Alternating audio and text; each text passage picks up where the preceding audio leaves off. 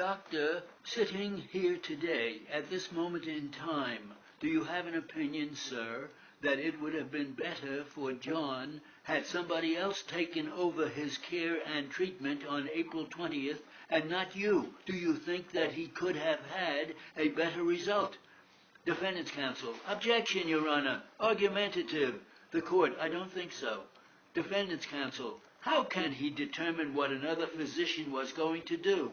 The court. I'm going to sustain the objection. Doctor, today, after you've had an opportunity to consider all that we've discussed so far, do you still deny that there were departures by you from standards of good and accepted medical practice between April 20th and September 20th, 1995? Defendant's counsel. Objection, Your Honor. The court. There is a problem with the form. Doctor, would you agree that you departed from standards of good and accepted practice between April 20th and September 19th, 1995? Defendant's counsel. Objection, Your Honor. The court. Basis? Grounds? Defendant's counsel. The form. It's overly broad. It encompasses everything. The witness has been asked particular questions and he said no. The court. I'll sustain it. Do you agree, doctor, that you departed from standards of good and accepted medical practice in how you managed this man's infection after he was discharged on April 20th, 1995? No. You still maintain there were no departures, correct? Defendant's counsel. Objection, Your Honor. The court. Yes, sustained. Do you still maintain that there was no departure by you in how you treated and managed his infection between April 20th and September 19th? Defendant's counsel. I still object, Your Honor. Argumentative. The court. I'm going to allow it. No. Sir, was it around September 28th that you told Mr. Gaines for the first time there could be fatal consequences here? No one likes to hear about fatal consequences. I agree. There's always a hope. I agree. But I actually had to reinforce it by showing the family and Vinny an excerpt from a book. I understand that. I just want to make sure that we know for the record that Vinny was told the same news that you told the family in and around about the same time. Defendant's counsel. Is this a time question or a substance question?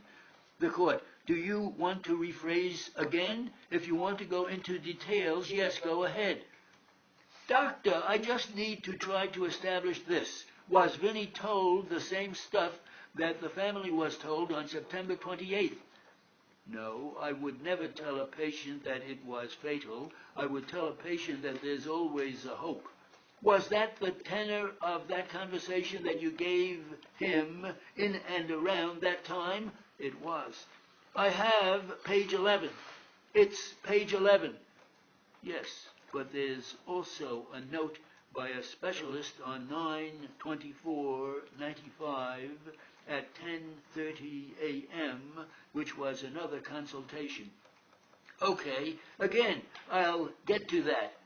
You don't have that one marked.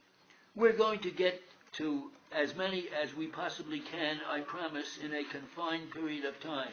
All I need, doctor, to know is when was it that you spoke to Vinny about this general subject matter in whatever professional way you do it? Was the first time in and around September 28th? That I spoke to him? Yes, sir. About what, his condition? Yes, something that you would in your professional way not say to a patient. It's over with. But now that you've spoken to the family, you have an obligation to speak to the patient as well. Correct? Yes. Okay, and whatever you do to fulfill that obligation, that was done in and around September 28th. Correct? I would never tell a patient you're going to die. Let me ask you this way, doctor. When Vinny was discharged from the hospital, if you could go to tab number 1, that yellow stickum, number 1. Okay. Plaintiff's counsel, for the record, Your Honor, this is a September 1st note from that hospital record that's for the August 23rd admission. The court, all right. Do you have that in front of you, Doctor? Yes. Now, on September 1st, Doctor, what were the last 3 words you wrote regarding him at the time of his discharge? Forgetting everything that comes above it? For the time being, yes.